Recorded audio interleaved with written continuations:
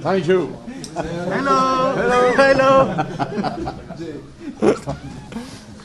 I think it's amazing for me to score a goal like this. I tried it before a couple years ago, and it hit the crossbar, and now I'm lucky that it went in.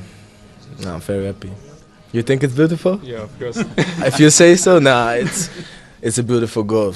I'm very happy, very pleased with the victory. I think a very important victory. We have to keep the 3 points at home, and but yeah, to score a goal like this make the day even better. I saw him the first half already, but I didn't get the ball in the midfield. So after that,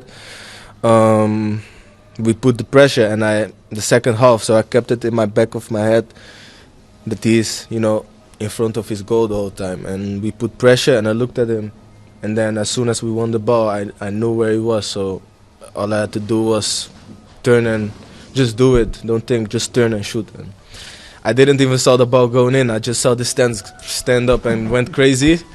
What's a goal, bro? Come here, G. No. Nah, I saw Alex the other day scoring a beautiful goal, so I told him I have to do something too. Nah, it's a good goal.